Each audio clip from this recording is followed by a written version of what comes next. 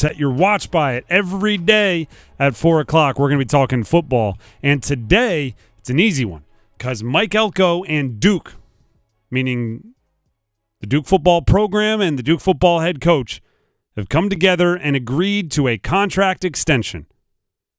Team announced it on their social media this afternoon. Then there were press releases. The deal is the deal is technically a restructure and extension through the 2029 season. First of all, congratulations to Coach. Right, you're an ACC you're an ACC Coach of the Year. Cash in a little bit of those checks, right, or those chips. Get a little bit more scratch. Get a little bit more, more leverage. A little bit more leverage, and you use that to get a nice little upgrade. I don't know why I'm saying little. We don't know the numbers. Could be a nice old big fat upgrade, but you used it to get an extension and a restructuring. Do you know what it feels like to me?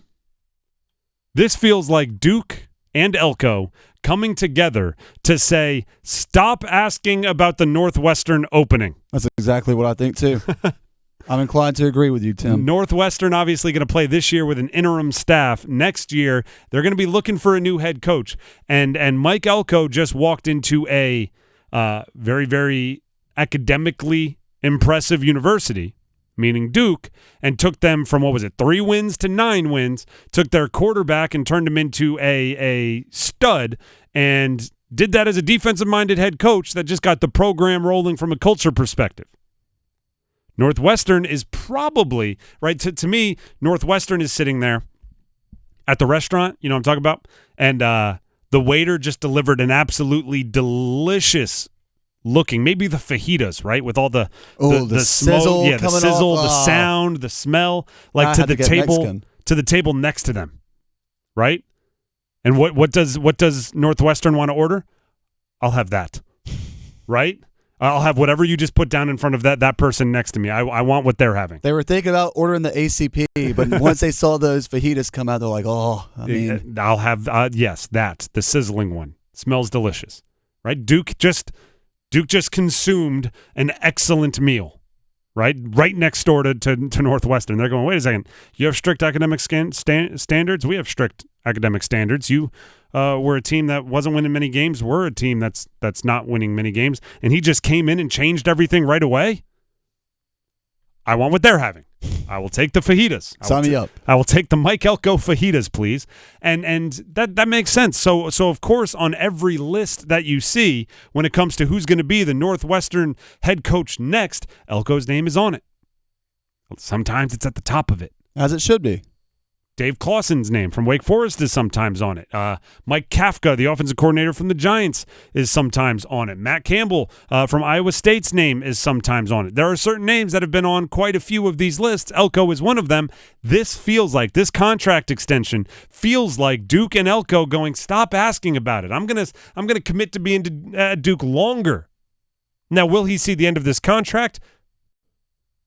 That remains to be seen, right? I know it's not outside the realm of possibilities. I know it's happened in the past in very, very unusual circumstances, but this might be the one situation, or like you can sign an extension and then leave or be fired like 10 months later. It's happened. But in this situation, I don't think so, right? I wouldn't worry about the coach leaving or the program firing the coach for at least like a calendar year and a half. That's kind of what I think this is saying, because it's as much of a statement as it is. I feel like this is a difference maker. Now, but our most recent show on Friday of The Drive with Tim Donnelly here on 99.9 The Fan, we talked with Mike Elko about, and I was trying to, occasionally as an interviewer, you're not trying to like gotcha the guest. I would never do that.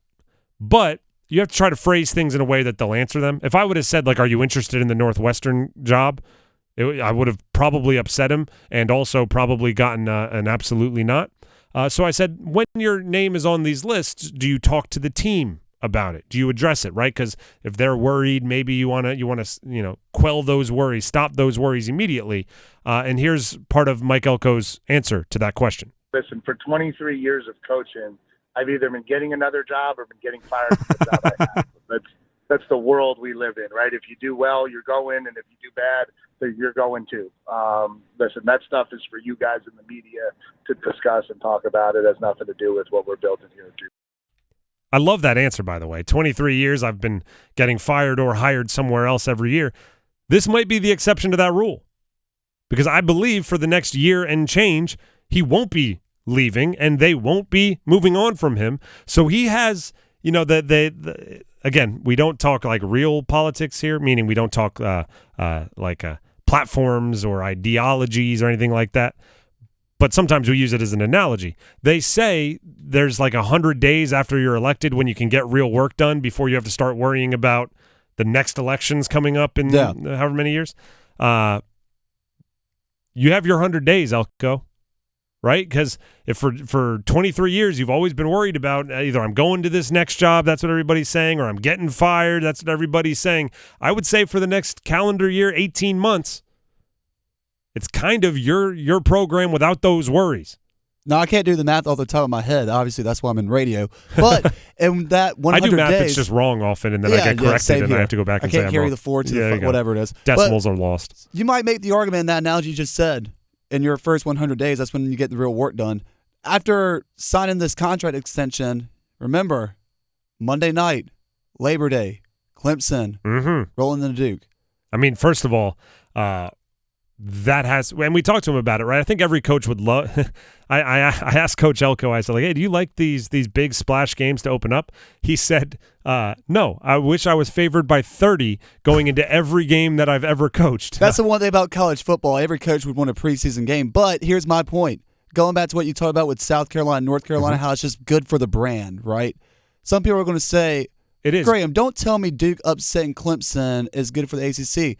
It is, because Clemson can lose that one game week 1 and still be fine to make a push for the college football playoffs. It's not like Duke beating Clemson is just going to ruin the ACC strength of schedule and Clemson as a whole.